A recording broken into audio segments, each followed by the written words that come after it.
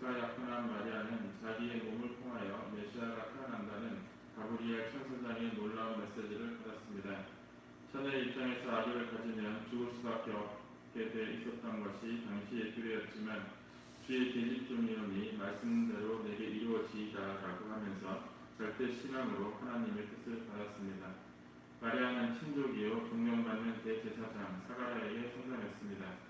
사가랴 가정에서는 그 부인 엘리사벳이 하나님의 능력에 의하여 임신한 세례 요한을 태중에 지닌 채 마리아에 대하여 여자 중에 내가 복이 있으며 내 태중의 아이도 복이 있도다. 내 주의 모친이 내게 나오니 이 어찌된 일인고 하고 예수님의 잉태를 증거했습니다. 이렇게 하나님께서는 마리아와 사가랴와 엘리사벳으로 하여금 메시아의 탄생을 제일 먼저 알게 하였습니다. 이들은 예수님을 잘 모시고 하나님의 뜻을 잘 받들어야 할 중대한 사명을 가진 사람들이었습니다. 사가랴 부부는 마리아를 자기들 집에 머무르게 하였습니다. 예수님은 사가랴 가정에서 잉태됐습니다. 엘리사벳과 마리아의 사이는 어머니 쪽으로 동자매의 관계였지만 섭리상으로는 언니와 동생의 관계였습니다. 사가랴 앞에서 엘리사벳의 도움을 받은 마리아는 레아와 라헬이 야곱 가정에서 모자가 일치되지 못했던 것을 국가적 기준에서 사가랴 가정을 통하여 탕감하는 조건까지 세우면서 예수님을 탄생시켜야 했습니다. 역사 이래 처음으로 하나님 아들의 씨, 참 아버지가 되어야 할 씨가 준비된 어머니의 태중에 사탄의 참소 조건 없이 착지한 것입니다. 그러므로 지상에 처음으로 하나님의 첫사랑을 독차지할 수 있는 독생자가 탄생하게 된 것입니다. 당시의 법에 의해 용인될 수 없고 또 상식으로도 생각할 수 없었던 일을 마리아가 해내야 했습니다. 세 사람이 모두 영적으로 감동되었고 하나님으로부터 온 계시에 따라서 이것이 하나님의 뜻이요 소원임을 무조건 믿고 따라야 했기 때문이었습니다. 훈독교제 설교의 말씀이었습니다. 고성가족님의 시청자 여러분 안녕하세요. 오늘 참 부모님의 입장에 서서라고 하는 제목으로 말씀을 나누고자 합니다. 지난주 우리 11년 육가의 비누 집사님 가정의 아버님께서 육교 집사님 시아버님께서 이제 성화하셨는데요. 육교 집사님이랑 금요일날 잠깐 얘기할 수 있는 시간이 있었는데 우리 육교 집사님 입장에서는 시아버지께서 정말 건강하게 살다가 가셨다 하는 것을 깨닫게 됐습니다. 그러니까 이 최진현 집사님이 아버님의 일기장을 보게 되었고 일기장을 읽게 되면서 이제 육균의 집사님도 울고 최진현 집사님도 눈물을 흘리는 그러한 일이 있었다고 하는데, 그러니까 2020년 이번에도 이렇게 산에 이렇게 친구들과 놀러도 다니시고 그리고 또한 이제 TV를 보든 뭘 하든 계속 글을 쓰시는 거죠. 일기를 쓰고 뭐 뉴스를 보면 뉴스의 내용을 적고, 그러니까 이 손을 쓰고 머리를 쓰면은 침이 나오잖아요. 손을 쓰고 머리를 쓰면은 그런 면에서 이 시크릿선의 아버님 같은 경우는 연계에 가시기 전까지도 뭐 치매 같은 거 없이 정말 건강하게 돌아가신 게 아닌가 생각이 들더라고요. 오늘 참부모님의 입장에 서서라고 하는 설교의 제목을 준비했는데요.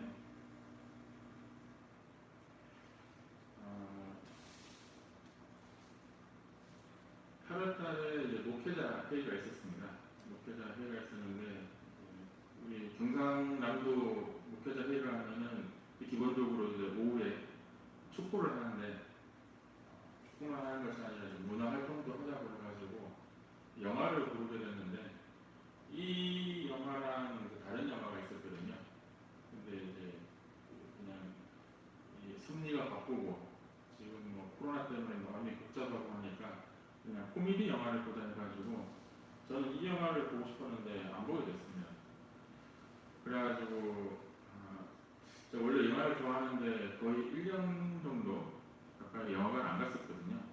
그래서 이 테넷이라고 하는 영화를 4,000 메가박스에 갔는데 같이 같이 영화관에 앉은 사람이 5명이 안 돼요. 코로나 때문에 뭐 국정이 가능한데 여기 뭐 사천 통영 여기 영화관 특히 이제 낮에 가면은 뭐 자리가 텅텅 빕니다. 뭐 사회적 거리두기 뭐한 10m 갈 수 있으니까요. 네, 이 영화를 봤는데요. 왼쪽에 영화를 아시잖아요, 배너. 어렸을 적에 부모님도 야 대단한 영화를 하는데 저는 어렸을 적에 뭐 관심도 없고 너무 기니까 그냥 대단한 영화가 있나 보다 그 정도로 생각했었는데 몇 년 전에 이 배너 영화를 보면서 참 잘 만들어진 영화다. 예수님이 살았던 시대를 보여주고 예수님을 받아들이게 되는 사람들이 예수님에 대해서 어떻게 받아들이게 되는지 배너라고 하는 이 내용 영화를 통해서 알게 됐는데요. 그 이야기 전에 이 테넷이라고 하는 영화는 뭐 총도 들고 있고 뭐 이렇게 사람이 이렇게 반대로도 되어 있는데 이 크리스토퍼 놀란이라고 하는 감독은 이 영화를 통해 가지고 이 현실에서 얼마나 충실하게 살아야 되느냐라고 하는 것을 얘기하고요. 그리고 시간 여행이라고 해가지고 과거로 돌아가가지고 어떻게 현재랑 미래를 바꿀 수 있을 것인가. 그러니까 그러한 주제로 이 영화를 만들었습니다. 그래서 이 놀란 감독이 크리스토퍼 놀란 놀랐다라고 했는데 논란이 된다라고 볼 수도 있겠지만은 이 영화를 한 번 보고는 내용을 이해할 수가 없습니다. 너무 복잡합니다. 물리학자가 이렇게 설명을 해줘야 되기 때문에 유튜브에 막 별의별 이 영화를 해석해주는 영상들이 많이 있거든요. 근데 이 테넷이라고 하는 영화 통해 가지고 전달하고자 하는 내용은 간단합니다. 어떻게 이 미래를 더 긍정적으로 바꿀 수 있고 그런 사람들은 누구인가? 그렇게 하기 위해서는 어떻게 해야 되는가? 라고 하는 것이고요.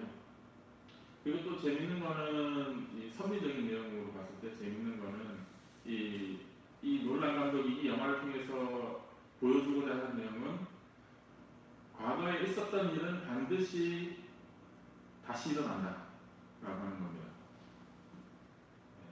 우리 섭리 역사관이랑 같죠? 섭리 역사관. 과거에 있었던 일이 다시 이렇게 순환 발전하면서 이렇게 통일사관이라고 하는 것이 역사는 어떻게 발전하느냐라고 했을 때 그냥 발전해서 올라가는 것이 아니라 과거의 일이 다시 반복되지만은 그것을 딛고 넘어서 가지고 더 나은 방향으로 간다라고 하는 거잖아요.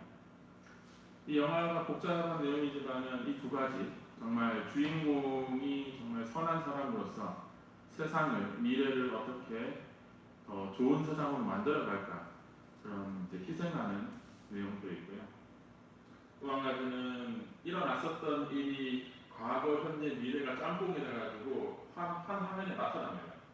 그래가지고 이 영화가 정말 어렵습니다. 우리 장로님 권사님은 이 영화가 재미없을 수도 있을 것이고요. 어쨌든 이런 거 좋아하시나요? 네, 나는 내용이 좀 어려울지 모르겠지만은 요즘에 이제 인기 있는 영화입니다. 그 내용을 놓고 오늘 훈독 말씀에도 보면은 이제 예수님의 탄생에 대해서 얘기가 나옵니다. 그래서 배너에 대해서도 얘기를 잠깐 하는 것이고요. 이 배너에 나오는 이 주인공은 원래 유대인으로서 돈이 많은 사람이었죠. 돈이 많은 사람이었는데 이것이 뭐 역사적인 사실인지는 알겠지만 있을 만한 일은 만든 거잖아요. 돈이 많은 유대인이었는데 불의의 사고를 통해 가지고 모든 재산이 다 날아가고 이렇게 노예로 끌려가 가지고 이 로마의 전쟁에 이 배를 이렇게 노를 젓는 그런 상황 속에서 이제 배가 난파를 하고 그런 속에서 이렇게 다시 또 뭐 이렇게 하늘이 도왔는지 이렇게 살아나가지고 돌아오고 그리고 또한 이 경주하면서 그러니까 뭐 종교인이 아니더라도 이 배너라고 하는 내용 해가지고 로마의 시대상 역사적으로 로마 시대는 이런 시대였구나. 로마가 유대인이 사는 이스라엘을 이렇게 식민 지배하면서 이러한 일이 있었구나. 거기에서 이렇게 잠깐 종교인들은 알 수 있습니다. 이 예수님의 이 어머니인 마리아와 요셉이 이렇게 처음에 이렇게 나사렛으로 오는 장면이 이 영화에서 시작이 된다고 하더라고요. 비종교인들은 그 사람이 누군지 모르지만은 종교인들은 이 배너라고 하는 영화를 통해 가지고 예수님의 부모가 여기 이동해서 여기서 이렇게 하는구나. 아마 헤로당을 피해 가지고 저기 이집트 갔다가 돌아오는 길이었나. 뭐 그런 내용이 이제 배너 영화에 나타나게 되고 기독교인으로서 예수님을 신앙하는 사람으로서 이 배너를 보면은 예수님의 삶이 짧았지만은 그 당시에 있었던 이 사람한테도 사랑에 대해서, 용서에 대해서, 그리고 이제 화가 나는 그 내용을 어떻게 이겨내는지에 대해서 감흥을 줬구나라고 하는 걸 영화를 통해서 볼 수 있는데요.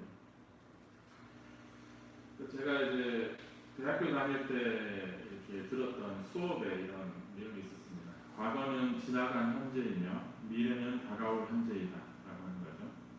이 사람들은 과거에 너무 얽매여 있을 수도 있습니다. 과거에 너무 얽매여가지고 이 현재에 이제 집중하지 못하고 내가 옛날에 이랬는데, 내가 예전에는 뭐 했는데, 내가 이때는 좋았는데, 그때 내가 뭘 잘못해가지고 이래 됐다. 뭐 이런 저런 얘기를 많이 할 수가 있습니다. 그런데 그 과거는 지나간 현재이기 때문에 현재에 집중해야 된다. 지금 현재에 집중하지 못하면은 또 그 과거의 현재를 또 후회하지 않을까라고 하는 의미가 있는 것이고요. 미래는 다가올 현재이다. 또 사람들 중에서는 미래를 걱정하는 사람도 있습니다. 이 코로나 백신이 안 만들어지면 어떡하나. 뭐 무슨 별의별 걱정이 다 있죠. 이번 겨울에 추우면 어떡하나. 그런 걱정들을 누구나 할 수 있지만 그것이 현재에 집중하지 못하고 계속 미래에 이제 그 신경을 쓰게 된다라고 하면은 현재를 살지 못하는. 그러니까 정현승이라고 하는 사람이 이 자리에서 설교를 하는데 말은 하는데 생각은 딴 데가 있으면은 이게 설교가 은혜로울까요? 과거에 이렇게 옛날에 어땠는데 내가 이 설교를 하고 있는데 지금 2021년에 내가 뭘 해야 되나 뭐 이렇게 걱정하면서 설교를 하면은 설교가 이게 집중이 안 될 겁니다. 그것과 똑같이 우리 식구님들도 과거에 너무 얽매여 있고 미래에 너무 이렇게 걱정하고 있다라고 하면은 지금 예배를 드리고 있는 이 입장에서 이것이 내용이 잘 안 들어오게 되는 겁니다. 오늘 훈독한 내용인데요. 오늘 갑자기 이제 예배 시작하기 전에 이 컴퓨터가 잠깐 먹통이 나가지고 제가 이 PPT 만들어 놓은 게 다 날아가고 있어요. 그래가지고 다시 또 이렇게 수습한다고 정신이 없었는데요. 근데 이제 예배를 이렇게 하면서 저는 어떤 말씀이 식구님들한테 은혜로울 건가, 어떤 말씀을 전달하는 게 좋을 것인가, 또한 그것이 제 개인적인 생각이 아니라 어떻게 참 부모님의 섭리에 발맞춰 갈 것인가, 그래서 생각해야 되잖아요.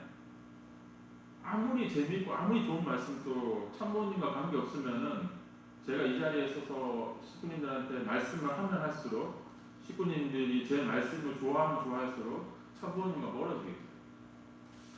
그런데 이제 참부모님 뜻을 따른다고 해가지고 말씀이 재미없고 뭐 이해가 안 되고 너무 어렵다라고 하면은 그것도 또한 참부모님을 따른다고 하지만은 식구님들을 참부모님과 함께 나갈 수 있도록 해야 되는 입장에서 어려움을 느끼게 되는 겁니다. 그런 면에서 이제 이 말씀 훈도 벌써 이 구원선지사의 원리라는 말씀을 벌써 주보를 통해서 벌써 두 번째 말씀으로 이렇게 계속 하나도 빼지지 않고, 보통 이제 목사라고 하면은 목사가 말씀을 준비하면 중요한 말씀만 딱 이렇게 보여주는 거잖아요. 주보에 이제 중요한 말씀, 오늘 말씀하고자 하는 그 내용의 그 부분만 하게 되는데, 저는 이제 그렇게 하지 않고 전체를 이제 순서대로 가면서 그 말씀에 맞게 그렇게 설교를 하기도 하고, 이 말씀은 있는 그대로 하고 뭐 주제는 또 다르게 하기도 하지만, 그래서 뭐 제가 이 훈독 교재를 만들어 가지고 말씀을 나이만큼 읽자라고 하는 것은 제 생각일 수도 있고 제 의지이기도 하지만은 그 이전에 참부모님의 말씀이 있었던 거잖아요. 그러면은 왜 내가 100살 먹을 거면 100번 읽어야 되는데 세상에 다른 좋은 책들도 있고 아버님 말씀에도 다른 말씀이 정말 많고 평화경에만 해도 강령문이 벌써 몇백 개나 되고 300개가 나왔나요? 하여튼 그렇게 많은데 왜 이 세 말씀을 나이만큼 읽어야 되느냐라고 했을 때 별의별 생각이 많이 들 수 있습니다. 그러니까 막연하게 뭐 중요하니까 참부모님이 시키니까라고 할 수가 있는데요. 근데 이제 한 가지 생각할 수 있는 거는 뭐냐면은 자기의 생각이 있습니다. 자기의 생각, 자기의 경험이 있고 자기의 입장이 있습니다. 제가 이 구원선지자의 원리관을 이렇게 처음에 혼독하면서 예수님의 어머니인 마리아의 입장에 대해서 아니 그래도 정말 그 시대 여기도 보면은 절대 믿음을 가지고 절대 신앙을 가지고 예수님을 잉태했는데 그 예수님의 어머님은 예수님을 잉태했지만은 타락한 해와 같은 입장이다 라고 하는 성모 마리아가 아니다라고 하는 그 내용을 놓고 나도 만약에 섭리적으로 이러한 책임을 맡게 되면은 나는 이걸 감당할 수 있을 것인가 를 한번 생각해 봤고요. 또 한 가지는 감당했다 하더라도 나는 이 세상에서 예수님이 어머님처럼 이제 더 이상 가정을 꾸릴 수 없고 이해되시나요? 가정을 꾸릴 수 없잖아요. 홍순의 대모님이 지난주에도 제가 설교 말씀했지만은 어머님 한 명 키우기에 바빴고 한승훈 대모님과 지상에서 어머님을 키우면서 같이 산 적이 없잖아요. 따로 살았잖아요. 그리고 최근에 어머님께서 이제 이 관을 이렇게 같이 확장해 준 거죠. 지상에서는 그런 삶을 살 수 없었다는 거예요. 그러면 그거를 나는 어떻게 받아들일 것이냐? 나는 중심 인물이 아니니까. 나는 그런 책임을 할 사람이 아니니까 뭐 하나님이 안 맡기겠지. 뭐 그런 생각도 할 수 있겠지만은 뭐 저는 좀 나름 이렇게 의무감이나 책임감이 좀 강한 사람이긴 한데요. 이것을 이 말씀을 어떻게 받아들여야 되냐라고 했을 때 받아들이는 거는 제 입장이 중요한 거잖아요. 제 입장이 중요하다 보니까 이 말씀을 받아들이기 힘들고 이해하기 힘들다라고 하는 겁니다. 그렇지 않습니까? 잘 받아들이는데 뭘 그렇게 고민하시니까 할지 모르겠지만은 우리 식구님들도 다 똑같습니다. 저는 이 부분에 대해서 정말 고민했다라고 하면은 식구님들도 말씀 혼독하다 보면은 이거는 내 생각이 아닌 것 같은데라고 하는 말씀이 분명히 있을 수 있습니다. 왜냐하면 내 경험을 통해서 나는 이렇지 않은데 내가 생각했을 땐 이게 아닌데라고 하는 부분에서 내 입장이 아니라 내 입장을 버리고 그냥 받아들이고 그냥 믿는 것이 아니라 내 입장의 경험을 무시하고 내려놓고 참부모님이 하시는 말씀을 그 있는 그대로의 의미를 깊이 있게 이해하고 받아들인다라고 하는 것은 그 어떻게 가능할 것인가라고 했을 때 반복해서 이해될 때까지 받아들일 수 있을 때까지 정현승이라고 하는 사람의 생각과 말은 진리가 될 수도 있고 안 될 수도 있지만은 참 부모님의 말씀은 하늘 부모님으로부터 직접 하늘 부모님을 통해서 직접 교육받은 것이고 하늘 부모님이 참 부모님을 통해서 직접 하시는 말씀이기 때문에 말씀이 진리인 거죠. 그러니까 뭐 전체 말씀을 놓고 한 문장을 놓고는 뭐 아버님이 농담하는 것도 진리냐라고 했을 때 이 받아들이는 사람들이 무겁고 힘들고 졸고 있으면은 이 농담을 통해 가지고 이렇게 무거운 분위기를 즐겁게 바꾸고 그리고 앞에 앉아 있는 사람이 하늘 부모님과 천 부모님과 식구와 같이 화동하면서 즐겁게 지상 천국의 삶을 만들어 나가는 과정에서 진리를 가르쳐 주는 시간도 있지만은 마음을 주고받는 정적인 관계도 필요한 것이고 함께 살아가야 되는 입장에서 그것이 참 부모님이 그러한 행동을 상대방을 맞춰주기 위해서 하는 것이고 상대방과 같이 교감하면서 그 사람에게 이렇게 다시 말씀을 더 줄 수 있게 이렇게 씨를 뿌리기 전에 이렇게 토양을 갈는 것처럼 그러한 과정이 있다는 거예요. 그렇기 때문에 이 단편적인 말씀을 놓고는 이것이 진리냐 안 진리냐 생각할지 모르겠지만은 우리는 입체적으로 봐야 되고 우리는 그것이 참 부모님이 그래서 하고자 하는 진리의 말씀의 결론이 뭐냐라고 했을 때 결론은 끝에 있는데 그 중간중간에 이해 안 되고 내가 딴 생각하고 내가 생각이 미래에 가 있고 내 생각이 과거에 가 있고 내 생각이 내 입장에 집중되어 있고 참부모님 말씀을 놓고 내 친척, 내 자녀, 내 관계 맺은 지인들이 아이고 이 참부모님 말씀 들으면은 이 친구는 지옥 가겠는데 참부모님 말씀 들으면은 이 친구는 정말 이 세상에 악한 행동을 하고 있는 건데 그것도 맞는 생각이지만은 그 내용 때문에 내가 이것이 이제 이해하는데 받아들이는데 막히는 거예요. 그러면 충분히 말씀은 결론에 있는데 여기에 집중하고 있어서 여기에 집중하고 있으면 참부모님이 제가 그걸 받아들일 때까지 기다릴 수 있나요? 한 사람이 그 말씀을 받아들일 때까지 기다릴 수는 없는 거예요. 참부모님 참부모님대로 가야 될 길이 있고 참부모님 참부모님대로 그 시간에 맞게 해야 될 역할이 있기 때문에 이렇게 장황하게 설명을 했지만은 우리 장로님, 권사님이든 우리 집사님, 우리 뭐 저든 누구든 저희 우리 애들이든 말씀이라고 하는 것을 지겨울 수도 있지만 왜 반복해야 되느냐라고 했을 때 내 생각을 가지고 내 입장을 가지고 그것을 받아들이는 것은 그것은 어떻게 보면은 이제 별로 안 좋을 수 있는 거죠. 내가 제대로 이해하지 않고 다른 사람한테 설명을 하면은 그것이 문제가 될 수도 있다라고 하는 부분이고요.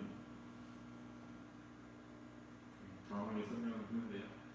오늘 참부모님 입장에 서서라고 하는 말씀을 놓고, 그러니까 참부모님께서는 말씀을 선포해 주셨고, 우리는 그 말씀을 듣고 받아들이는 입장이 서로 다릅니다. 그렇지 않습니까? 참부모님은 뭐 홀로 아니라 마찬가지고 시어 가더라고 했지만은 참부모님이 이 지상에서 뭐 그냥 하늘 부모님의 뜻을 잊어버리고 신 적이 있을 것이냐라고 했을 때 하늘 부모님의 뜻을 생각하면서 쉬었으면 쉬었지 그것을 잊어버리고 쉬진 않았을 거란 말이죠. 입장이 다릅니다. 주체적인 입장, 이끌어가야 되는 입장과 또 따라가야 되는 입장이 다릅니다. 뭐 이 9월 27일 행사를 한다라고 하면은 우리 부인 회장님은 또 교회에 모여가지고 또 음식을 준비해야 되나, 뭐 오는 사람들 어떻게 맞이해야 되나, 뭐 언제 시작이 언제 끝나느냐 이런 이제 현실적인 내용을 이렇게 맞춰가야 되는 부분도 있고 그런데 이렇게 그 행사의 내용을 놓고 그 부가적인 그 내용도 중요하겠지만은 결국에는 이 행사가 어떻게 성공해야 되고 승리해야 되고 그 승리의 내용이 어떻게 만들어져야 될 것이냐라고 했을 때 그 주체자는 그것을 생각해야 되는 거예요.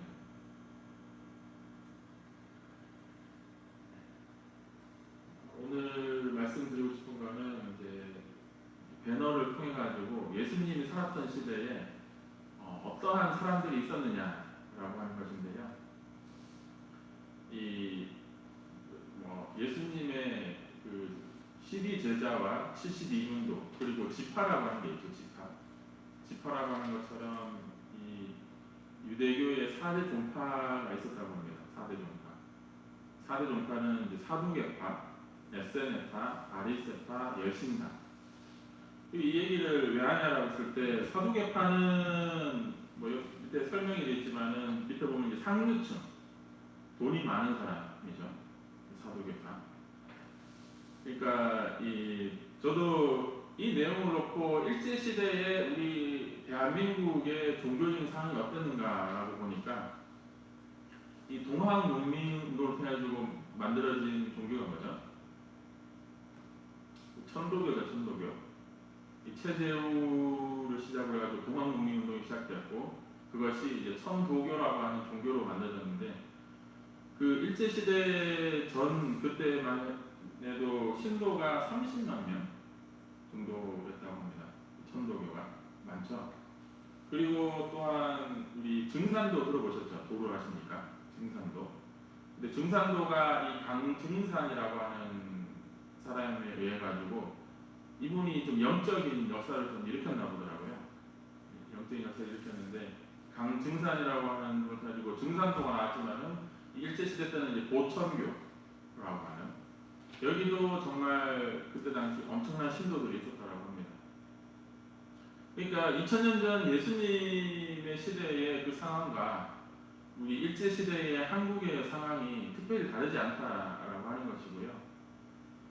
그러면은 저는 이제 시구님들한테 말씀드리고 싶은 거는, 예수님이 33세가 아니라 아버님처럼 93세까지 만약에 살거나 100세까지 예수님이 살았다라고 하면은, 이 네 개의 종파들은 예수님과 어떠한 관계를 맺었을 것인가라고 하는 부분입니다. 에스레파는 어떠한 파인지 아시나요? 사가랴, 세례 요한이 있었던 정성들이는, 여기 보면은 이제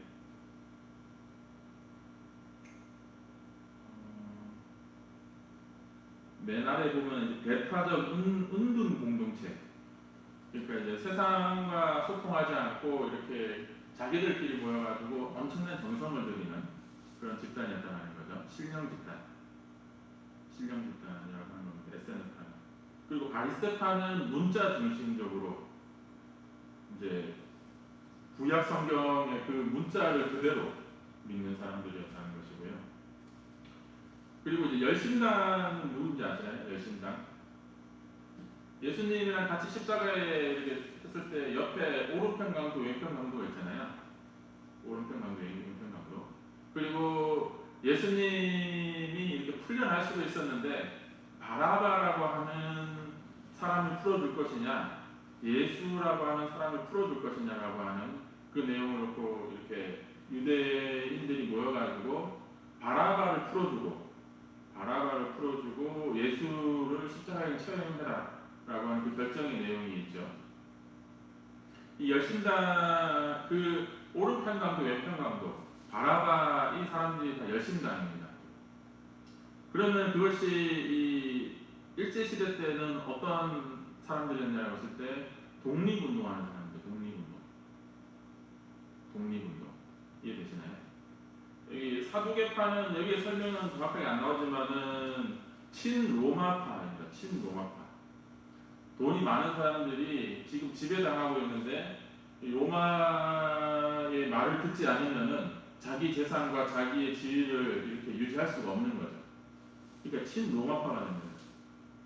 배너 영화에서 주인공도 돈이 많은 사람이었는데 친로마파가 되지 않아가지고 어떻게 보면은 자기의 재산들이 다 몰수되고 이렇게 어렵게 된 거라고 볼 수도 있겠죠.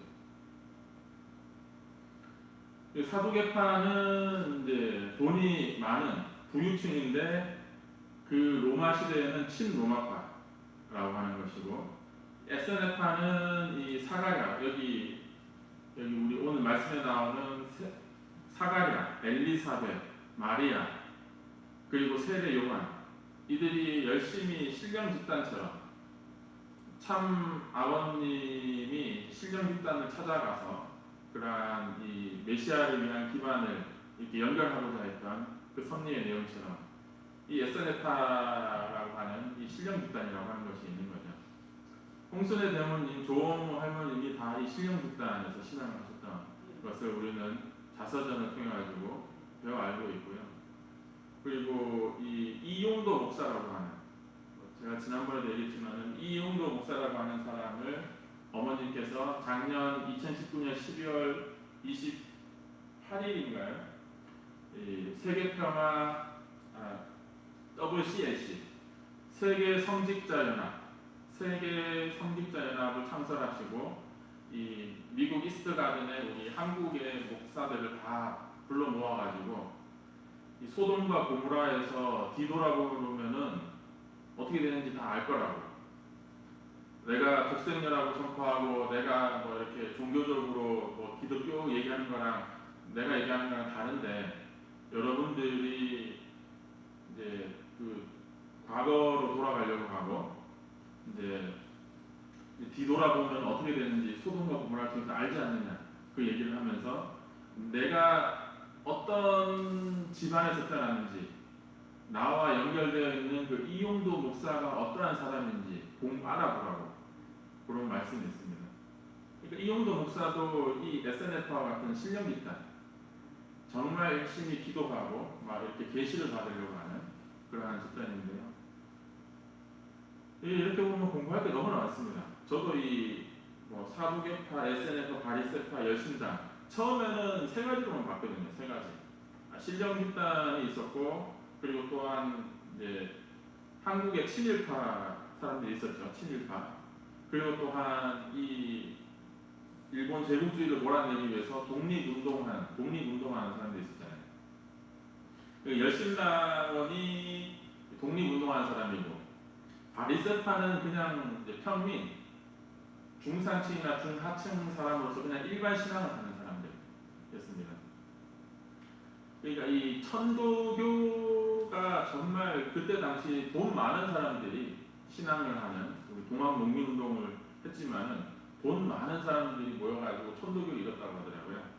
그러니까 천도교가 이 사두개파와 같은 입장이 되지 않았나.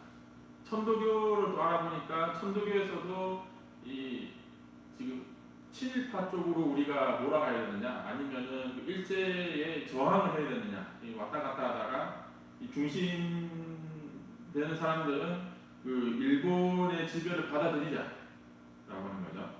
친일파가 됐는데 거기서 이제 갈라져 나오기도 하고, 아니다, 독립운동을 해야 된다라고 하는 사람들이 있었던 거예요.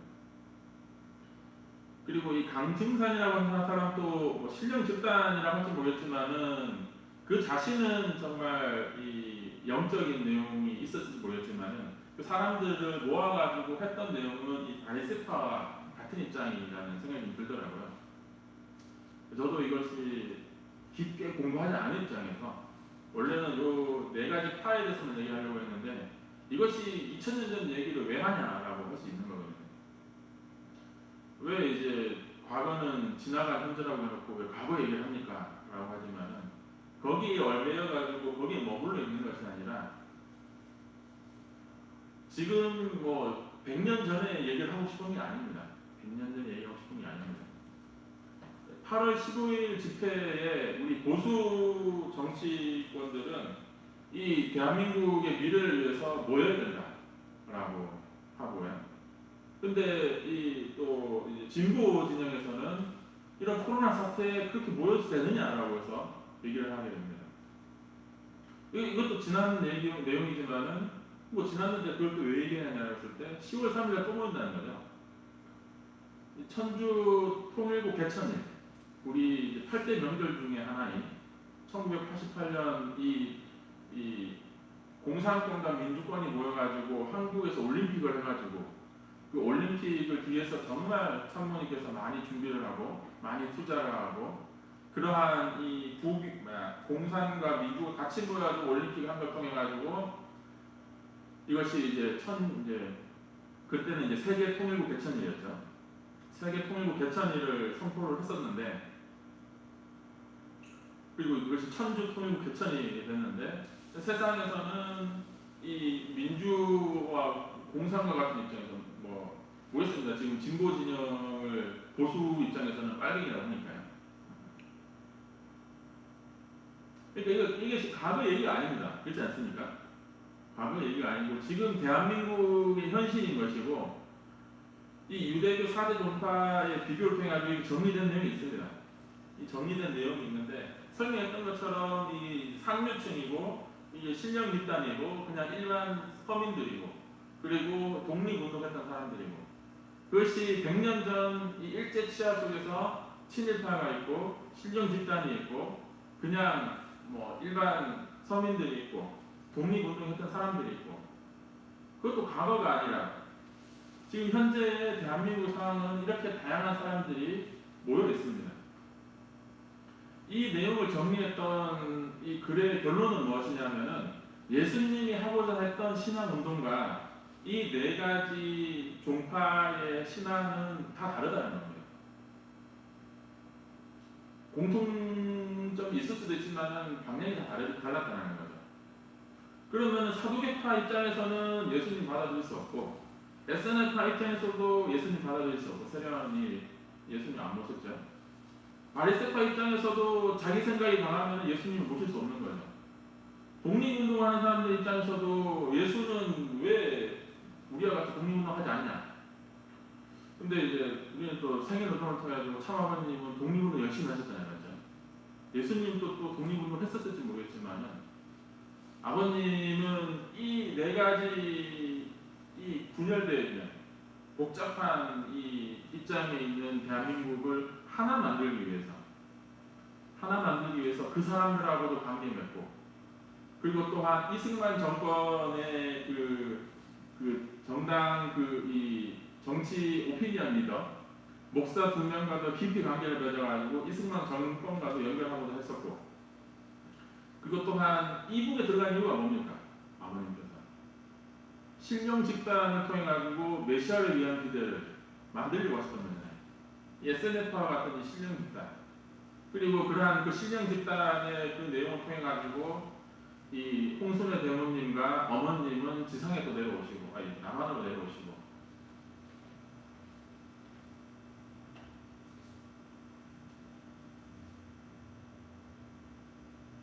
저도 그냥 제 젊은 생각을 입장을 놓고 보면은 뭐 세상은 이런 거지, 세상은 이런 거지. 경상도 입장에서는 보수가 맞는 거지. 전라도 입장에서는 그래도 진보도 중요한 역할이 있는 거지. 다 생각이 다 다릅니다. 저는 제 입장이 있고 우리 장로님 권사님 입장이 있고, 그렇다라고 했을 때 기본적으로 참부모님의 입장도 있고 하늘부모님의 입장도 있잖아요, 맞죠? 그렇잖아요, 맞죠? 저의 입장도 있고 식구님 입장도 있고, 그리고 또한 참부모님 또한 인간으로서 한 존재로서 입장이 있습니다. 근데 부모의 입장은 뭔가요? 부모의 입장. 자녀의 입장은 얘는 부모 말 안 듣고 나는 부모 말 잘 들었으니까 얘는 혼나야 된다. 얘는 부모가 사랑해주면 안 된다. 이렇게 생각할 수 있습니다. 그렇잖아요. 그거는 이제 그 자녀가 이제 부모한테 요구를 하는 거고 그 자녀의 입장을 얘기하는 거잖아요. 그리고 그렇게 혼나는 자녀는 또 자녀대로 입장이 있을 수 있죠. 내가 좀 그럴 수도 있고, 뭐 지금 내가 어려워서 뭐 그럴 수도 있고, 뭐 저거 핑계일 수 있겠지만은, 변명일 수 있겠지만은 또 자기 입장이 있습니다. 근데 거기에 부모의 입장이 있잖아요. 부모의 입장. 그렇지 않습니까? 부모의 입장. 너가 참 착하고 너가 이 잘못된 동생이나 잘못된 형제를 비판하는 거 너 옳다. 이것이 부모가 맞을 것이냐? 너는 나쁜 짓 했으니까 넌 나쁜 놈이다. 너는 내 자녀가 될 자격이 없다. 뭐 이렇게 하는 것이 부모일 것이냐라고 했을 때, 이 세상 부모들은 또 키우는 방식이 다 다르기 때문에, 다 입장이 다르기 때문에 또 다를지 모르겠지만은 한번 생각해 보셔야 됩니다. 오늘 설교의 제목이 뭐라고요? 참부모님 입장에 서서라고 하는 그 말은 첫 번째로는 이제 부모의 입장이라고 하죠. 부모의 입장. 우리 이제 장로님 권사님도 이제 부모 입장이고 할머니 할아버지 입장 가지고 가게 되지만은, 근데 이제 그것을 통해서 자녀들을 키워봤지만은 이게 누구 편을 들어야 되냐 쉽지 않지 않습니까? 누구 편 들어준다라고 하는 것이 쉽지 않잖아요. 그 편을 안 들어주는 것도 또한 문제가 되는 거죠.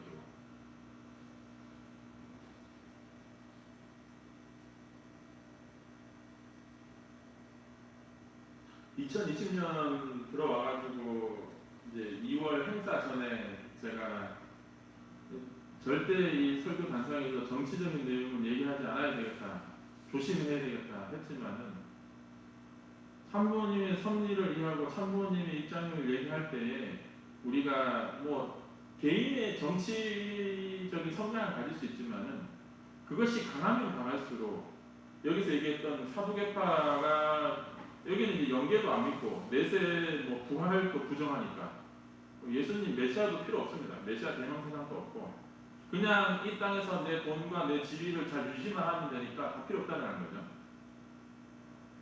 그러니까 뭐 영계고 뭐고 이제 중요하지 않는 거고, SNF파는 이 세상을 변화시키는 것이 아니라 자기들끼리 깊이 정성 들이는 것이기 때문에 이 세상의 76억 인류를 부모로서 품어야 된다라고 하는 예수님의 입장, 참부모의 입장을 놓고 예수님을 태어나게 하고 예수님을 모시는 단계까지는 가지만은 그 다음 단계가 힘든 거죠. 확장이 안 된다는 거예요. 이 바리새파나 사두개파가 이 세례 요한의 이렇게 세례를 물로 세례를 준다라고 하는 그 내용을 가지고 찾아오니까 너희들 이 독사의 자식들처럼 이렇게 진노를 합니다. 그리고 또한 예수님도 그러죠. 이 사두개파와 바리새파를.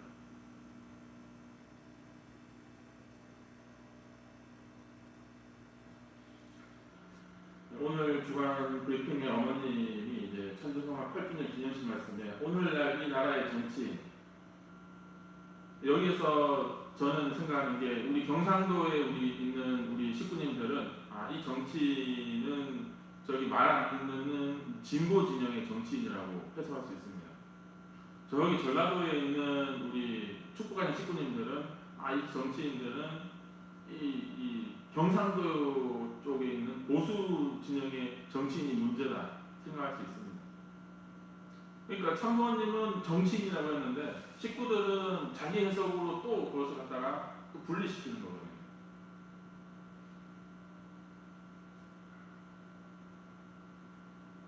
지도자라고 하는 사람들은 하늘 섭리를 알아야 합니다라고 했을 때 지금 정치인들이 하늘 섭리 모르잖아요.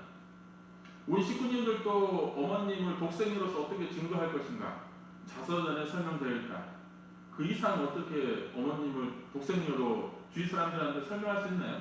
선포할 수 있나요? 어렵지 않습니까?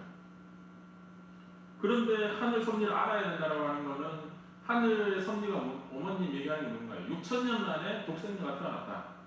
하늘의 섭리는 독생녀를 중심하고 나가야 된다. 독생녀를 중심하고 하나 되어야 된다. 라고 하는 겁니다.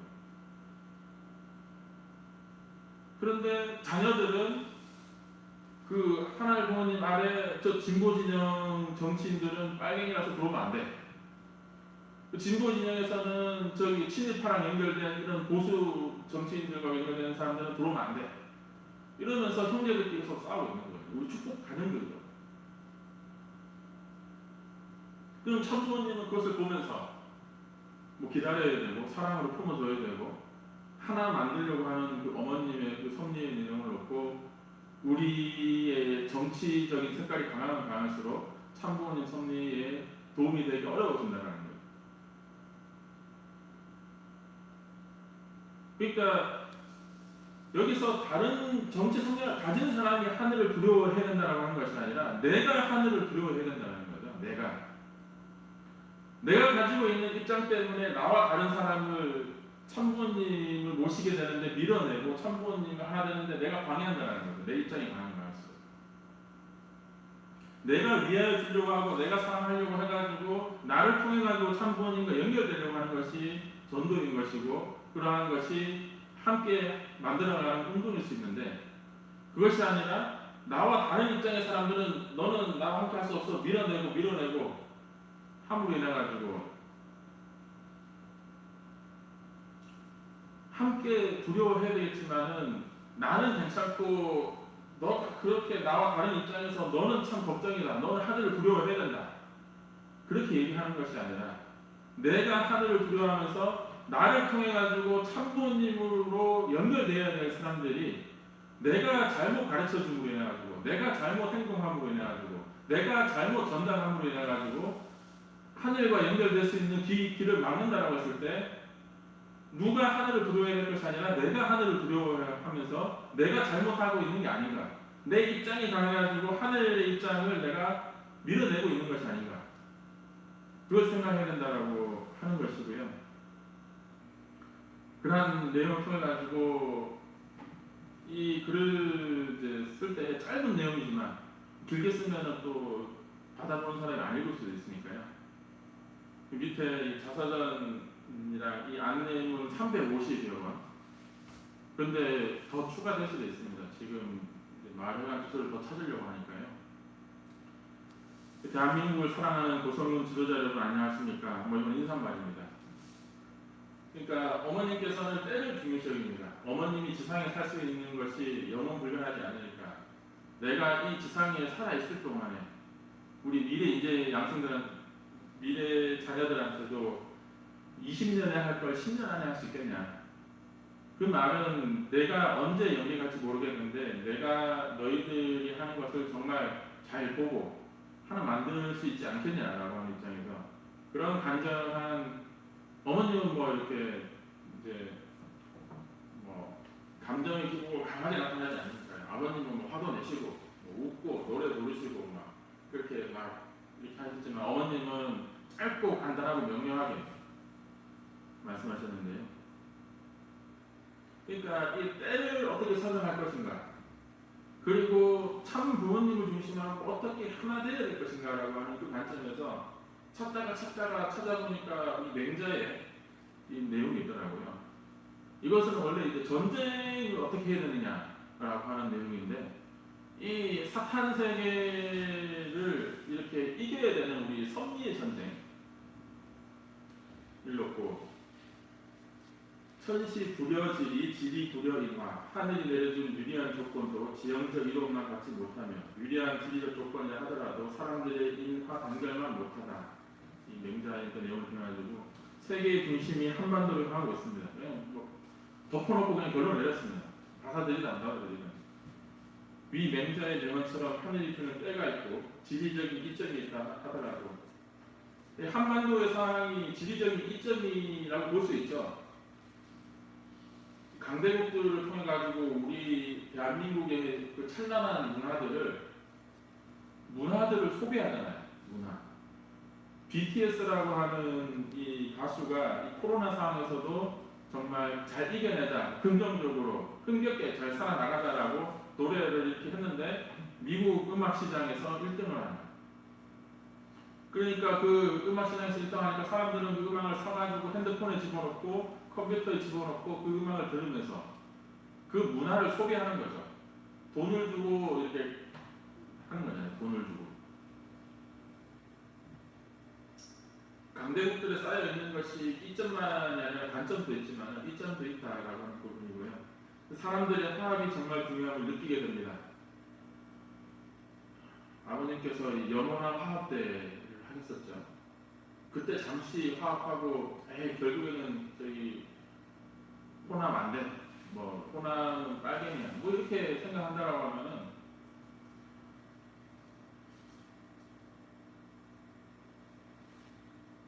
대한민국 국민이 화합하고 남북이 화합하여 통일을 이뤄야 할 때가 지금이라고 생각이 됩니다. 현실을 놓고는 이게 너무 맹랑한 얘기입니다. 그렇지 않습니까? 저도 이 글을 썼지만은 현실 세상을 놓고는 너무 맹랑한 얘기입니다. 제가 뭐 이 내용을 어떻게 제시합니까? 어떻게 화합합니까? 근데 참 부모님이 하시는 일을 보면, 참 부모님이 하시는 이 행사를 보면, 참 부모님이 이 하늘 부모님 성회라고 하는 새로운 단체, 원래는 교단이죠. 이 교단이라고 하는 걸 보면은 하나 만들어 나가시고자 하는 것을 구체적으로 보여주시는 거죠. 자기 생각을 내려놓고, 자기 입장을 내려놓고, 참 부모님이 하시고자 하는 말씀을 귀 기울이고, 보여주는 행사를 잘 보게 되면 이 말은 허무맹랑한 것이 아니라 이 정치 지도자들이, 종교 지도자들이, 언론, 경제, 학술인, 대통령이든 뭐 잘났다고 하는 사람들이 천부모님의 말씀을 받아들이게 되면 이것은 가능하다라고 하는 것이 우리는 믿어야 되겠고, 참부모님이 살아온 생애를 놓고 실현 가능하다라고 하는 것을 놓고 함께 가야 되지 않는 것인가 생각이 듭니다. 그래서 한평생을 세계평화를 위해 살아오셨고 80을 바라보는 나이에도 한반도의 통일과 세계평화를 위해서 앞장서시는 한국 총리님의 자서전을 드리며 100만 희망전인들 행사를 소개하고자 합니다. 자서전을 꼭 읽어주시길 바라며 희망전인들 행사에 많은 관심과 시청 바랍니다. 이렇게 고성 군수님으로부터 해가지고 마을 이장까지 거의 다 하면은 마을 회관을 다 못 찾은 것도 있는 것 같습니다. 그냥 지도에서 하나씩 다 찾아가지고 우리 선교사님들이 고생한 부분이 있는데 다 못 찾은 부분도 있고 하면은 아마 다 보내게 되면 아마 400여 번이 돼야 될 것 같긴 한데요. 근데 이게 끝이 아닙니다. 10월 달에는 고성에 절이 많더라고요. 산이 많아서 그런지.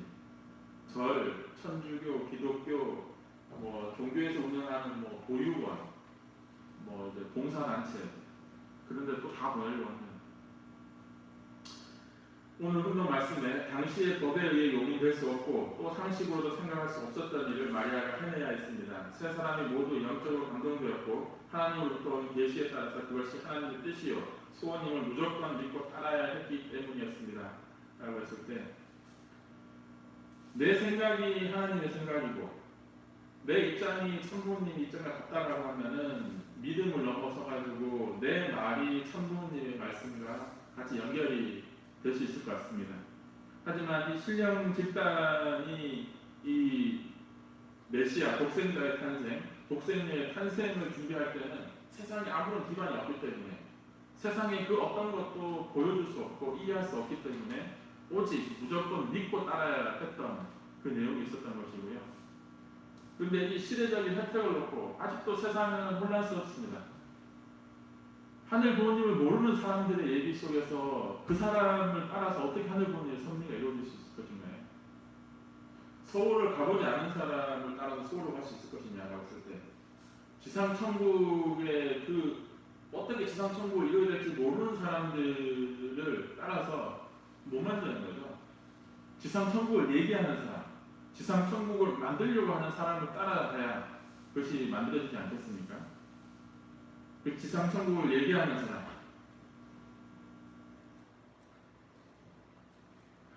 공생, 공명, 공의주의를 얘기하고 있습니다. 또한 섭리가 얼마나 바쁜지 스피치자가 어머님을 중심하고 8명이었는데 포스터가 오늘 나왔습니다.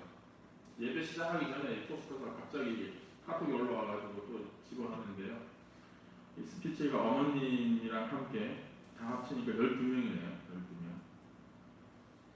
세계평화 국회의원연합, 세계평화 정상연합과 세계평화 국회의원연합 100만 희망전진대회가 9월 27일 진행이 됩니다. 이 행사를 그냥 소개하고 설명을 하면 좋겠지만은 천부님의 입장에 서서 이 행사를 바라봤을 때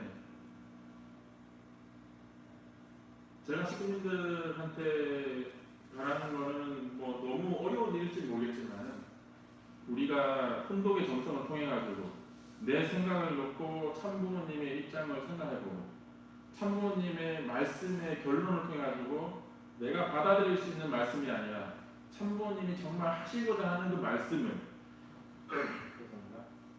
참부모님이 정말 하시고자 하는 말씀을 그 말씀을 통해 가지고 이루고 실현하고자 하는 그 말씀을 집중했을 때 참부모님의 입장에 직접 설 수는 없죠. 뭐 그자 아버님 말씀에도 하고 싶으면 내가 비켜줄까 너 해보라고 하루도 못 가가지고 그만둘 거라고 하는 거죠.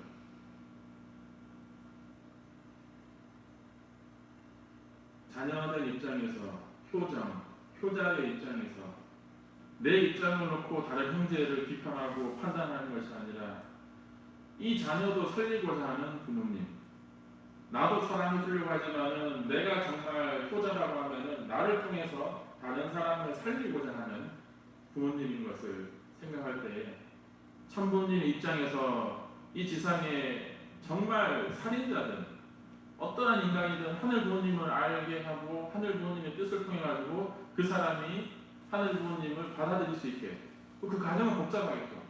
회개도 필요하고 뭐 법적인 심판도 필요하겠지만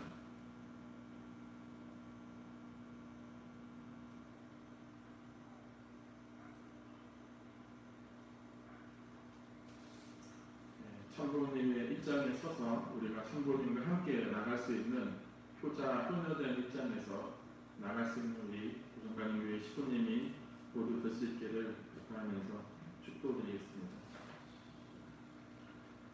천지인 참부모님 감사합니다. 사랑합니다. 제 개인의 입장에서는 현실에 머물러 있고 제 개인의 입장에서는 정말 변하지 않을 것 같은 이 세상을 하늘 부모님은 사랑으로서 참 부모님은 부모의 사랑으로서 품고자 나아가고 한 걸음 한 걸음 이 땅에서 조금이라도 더 76억 인류가 보고 참 부모를 하늘 부모님을 받아들일 수 있는 그러한 기반과 환경을 만들어 나아가시는 참 부모님의 노정을 생각하게 됩니다. 저희들은 하늘 부모님의 심정을 간접적으로 느끼기에, 저희들은 하늘 부모님의 심정을 참 부모님을 통해 알았기에, 제 개인적인 생각과 개인적인 입장에 의해 불평, 불만과 복잡한 생각들을 할 수 있지만, 절대 유일 불변 영원한 그 뜻을 중심하고 참 부모님의 섭리를 위해 나아가심은 추호도 망설임 없이, 추호도 멈춤 없이 나아가심을 생각하게 될 때에 저의 마음이 간절해지고, 저의 마음이 뜨거워지고, 저희들이 정말 부모의 사랑을 통해서, 그 마음의 반응함을 통해서 참 부모님과 하나 될 수 있음을 생각하게 되었나이다. 이한 시간 허락해 주심에 감사드리오며, 이 모든 말씀 축복 중심 가정 정현승의 이름으로 보고드리고 축원하옵나이다. 아주